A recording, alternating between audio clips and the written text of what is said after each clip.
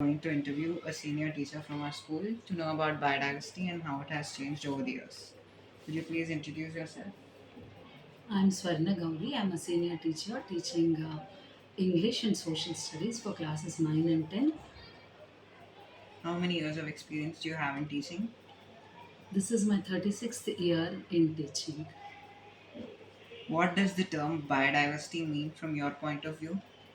Biodiversity means the variety of life which we see on the earth, including the things which we can see with our naked eye, like the big trees, small plants, shrubs, animals, big wild, small, like domestic and pet animals.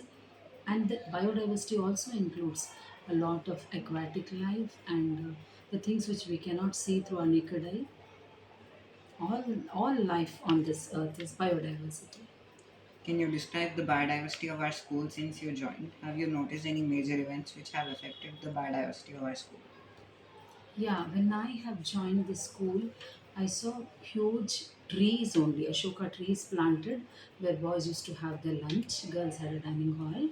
There were big Ashoka trees planted, and under the shade, children used to sit and have their lunch. But a span of around 10 years from the time Telangana is formed, the TRS party had made all sorts of attempts to increase the green spaces. They have started a special program called Harita Haram, and our school is a part of that. The government comes and gives saplings, and these saplings are passed over to students, and school looks very green. Management from their own side also have planted number of trees as well as plants which keep hanging around the school and gives a lot of good ambience to the school. We keep up a lot of green spaces. Have there been any conservation efforts in our school regarding biodiversity?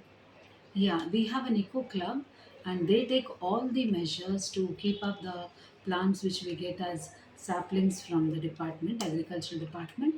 We have a space where they put all these small saplings into pots and they make it a point to go water these plants. Now I've seen them grow and I feel very happy.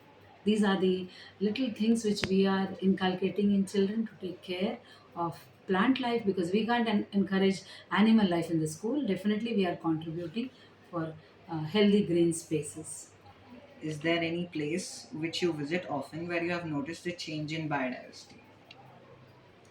Yeah, I visit a lot of places. When we travel by road, we see a lot. Mostly, there are huge trees which are quite there in the nature, but now I see in Hyderabad city itself, as the pollution is so high, the government makes attempts and people do preserve green spaces. Now I see vertical walls we're having green spaces in main junctions and other places where a lot of traffic is there, which keeps as a reminder, which serves as a reminder to us that keeping up green spaces is very very important.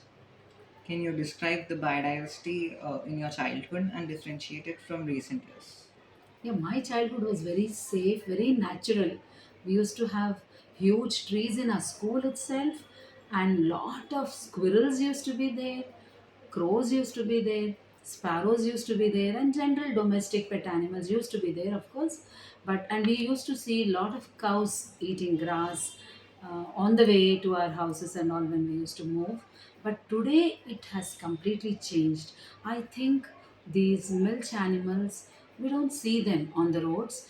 Even if you see them eating some plastic covers or some used up papers. It's very pathetic. Big change I have seen.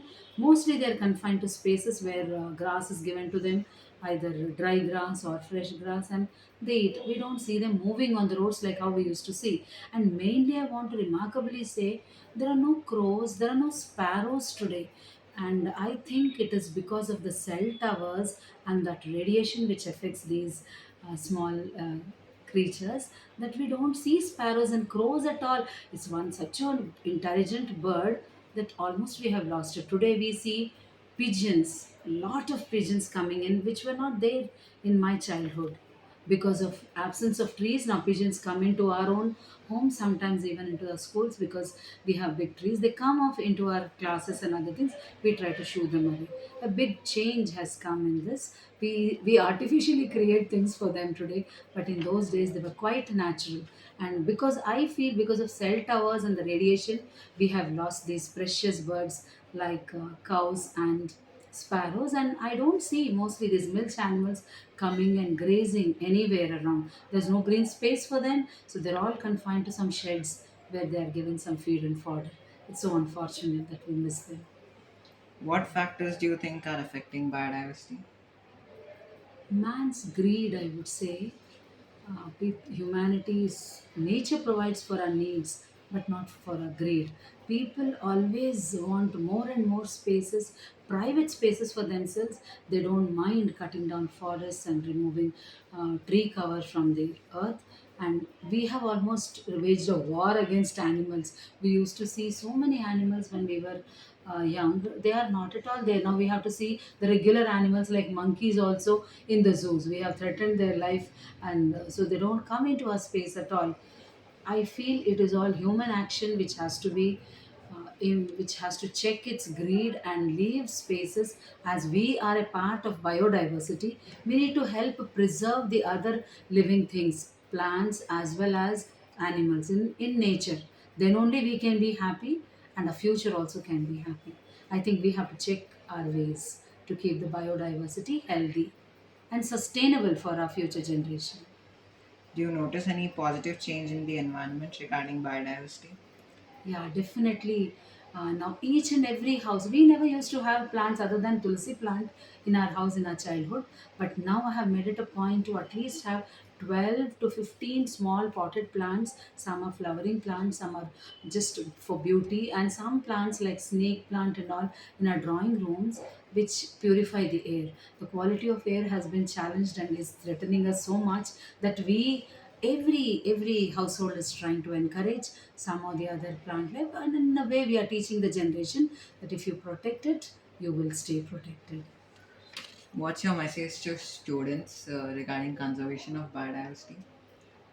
My chief message is to protect nature as it is. As children, I would always suggest them to grow more plants. The only thing which can check and preserve and give a sustainable future is planting trees and living animals in their spaces. During Corona, we have seen when we were shut in our cages, in our houses, wildlife had come out and literally celebrated.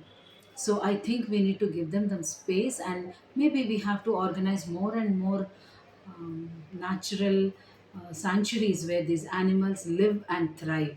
So more natural habitat of these special animals, endangered animals, has to be focused by the government and the people, and children especially. They have to raise out their voice to keep the biodiversity fresh and clean and sustainable for them as well as for the new generation. The only hope is plant a tree, your future will be safe. Thank you, Thank you. DC.